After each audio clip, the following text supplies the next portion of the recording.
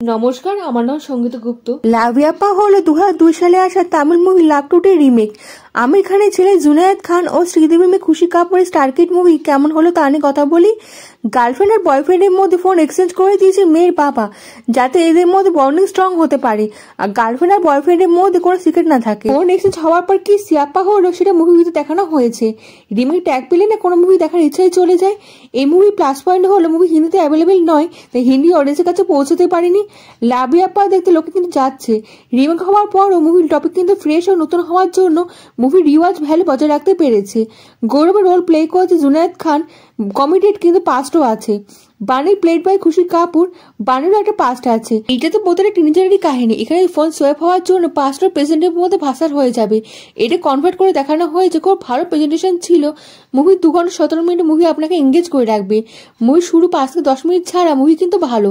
ভাবুন আমরা ফোনের মধ্যে কত সিক্রেট না লুকিয়ে রাখি। Social account, private photo, chats আর কত কিছু না ফোনের ভিতর থাকে। এমন একজনের কাছে যদি ফোন চলে যায় যার এই সম্পর্কে জানার কোনো দরকারই নেই, ভাবুন কি কাণ্ড হবে। এই কাণ্ড ইন্ডিয়াস অ্যাক্টিং ও ডিসেন্ট অ্যাক্টিং এর মাধ্যমে সবাই প্রেজেন্ট করেছে। খুশি কাপুরের জুনায়েদ খানের অ্যাক্টিং দেখে মনে হবে অ্যাক্টিং শেখা খুবই দরকার। খুশি তাও ভালো ছিল, কিন্তু জুনায়েদ দেখে কাজ দেখে মনে হবে অনেকেই তাকে জানতে হবে বাবা লেগেছে ধরে রাখার জন্য। স্টোরি ওয়াইজ দারুণ প্লট ছিল। মুভি আমাদের অনেক কিছু বোঝানোর চেষ্টা করেছে। এখনকার সমস্ত লোকের ফোনে অ্যাডিক্টেড, তাই আমাদের অনেক কিছু জানার দরকার। সোশ্যাল মিডিয়ার যুগে ফিজিক্যাল গ্যাদারিং এখন বন্ধ হয়ে যাচ্ছে। Social media another angle, deep ও ফেক এই টপিককে তুলে ধরার চেষ্টা করেছে। এটা আমাদের খুব জানা দরকার ছিল। আজকালকার ইয়ং জেনারেশন লোকেরা সিনেমাটা দেখে পছন্দ করেছে, লোকের সিনেমাটা দেখছেও মজাও পাচ্ছে। আর কি চাই, মুভির সাথে নিজেকে কানেক্ট করতে পারবেন, এনজয়ও করতে পারবেন। মুভির সবচেয়ে ভালো রোল করেছে কিকো সারদা।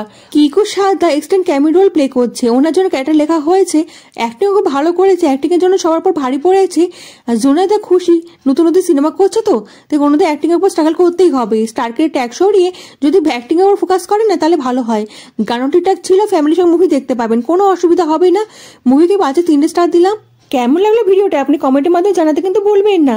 লাইক ও সাবস্ক্রাইব করে দেবেন, দেশ বিদেশি বন্ধুর সঙ্গে ছড়িয়ে দেবেন। দেখা হচ্ছে পরবর্তী ভিডিওতে। ভালো থাকবেন।